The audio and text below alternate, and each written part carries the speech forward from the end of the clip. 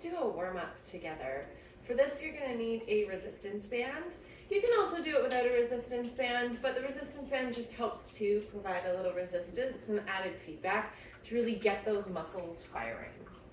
So let's start putting our resistance band on just above our knees.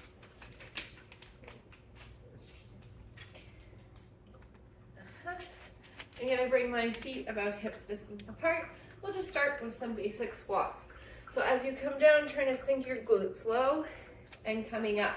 We want to keep those knees tracking over our feet and even squeezing through the glutes as you come to the top. We want to make that motion nice and controlled. So you see I'm going down at the same pace that I'm pushing back up.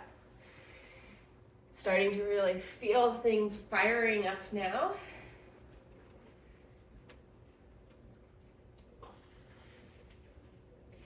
Inhaling to sink. Exhale to push back up. 2 more.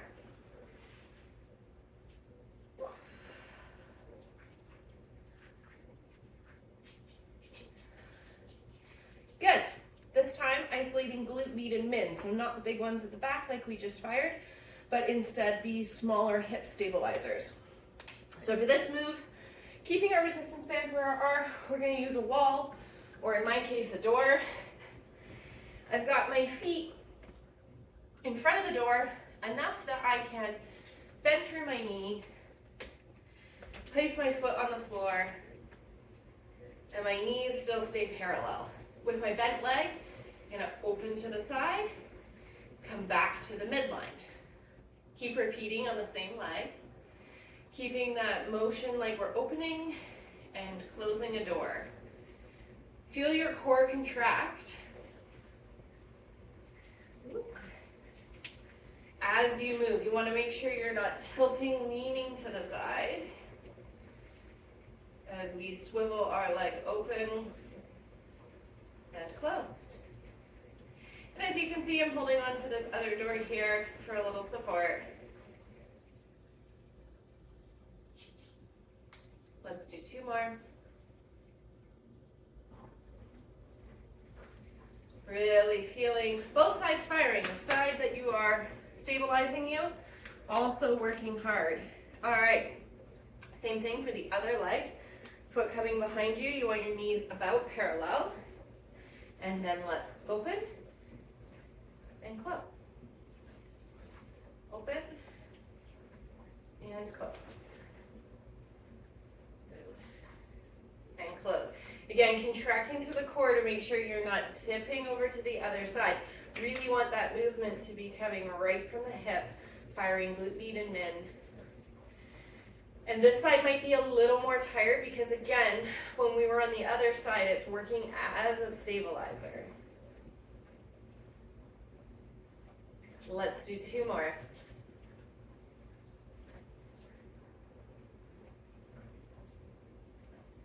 Good. Coming back into the center. You can stay where you are, but I will come a little closer so you can see. I'm going to open my feet really wide. I'm lucky I've got this nice runner here that is a nice eye shot for me. So you can see my toes are as wide as the runner. I've turned my toes outwards. And hips, these are my hips here. So you can see my feet are much wider than hips distance apart. We're going to come down into a sumo squat. Same thing as before. You can bring your hands to the center if it helps, or you can hold them onto your hips. We're sitting down, knees open wide, glutes come down, push into the feet, and come up. Keep going. We want to keep this motion nice and steady as we go down and up. Both sides firing equally. Reaching low with the glutes as you sit.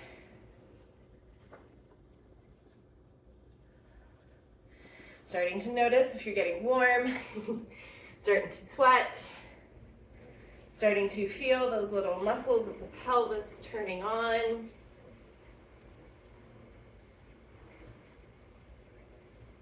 Good. Let's do 2 more.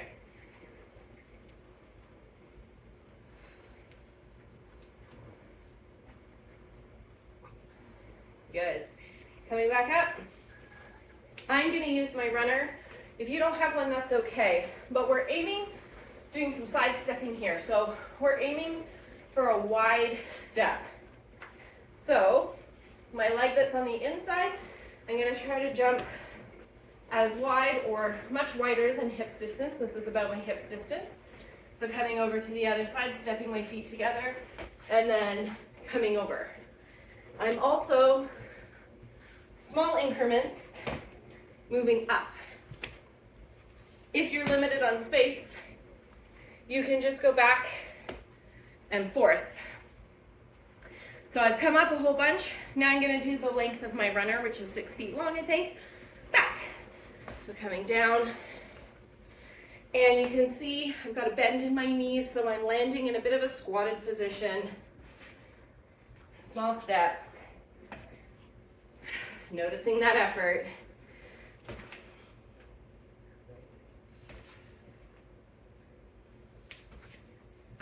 Let's go forward again.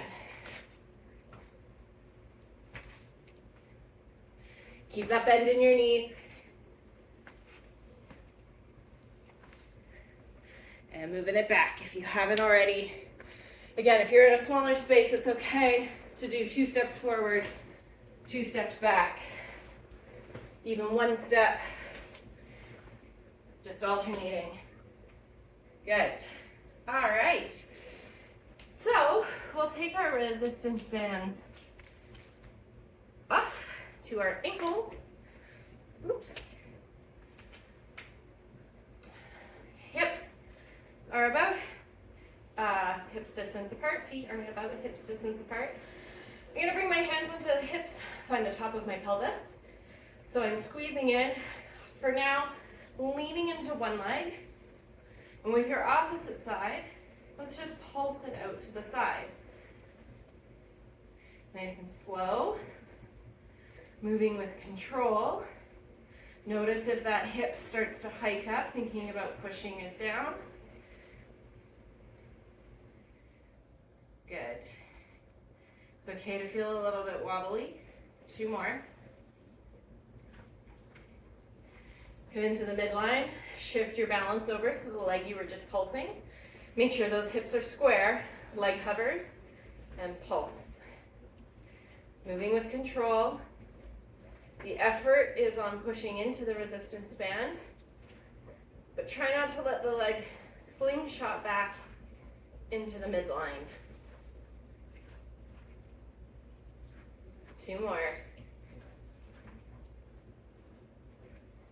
Good.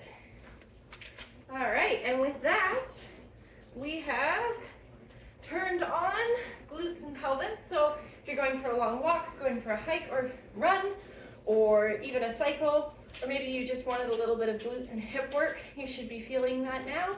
And if it ever does get easier, adding resistance to your resistance band or adding multiple resistance bands, or also cycling in more repetitions. We only did 1 set of each exercise today because I'm using this as a pre-run warm-up. So my main exercise is going to be out there doing the run. But if this was a strength exercise, I might cycle through each of those exercises 1 or 2 more times. I aim for about 10 repetitions with each exercise. If that's too easy, you can also add more repetitions, so maybe up to 15 and multiple sets. So give it a try, see how it feels.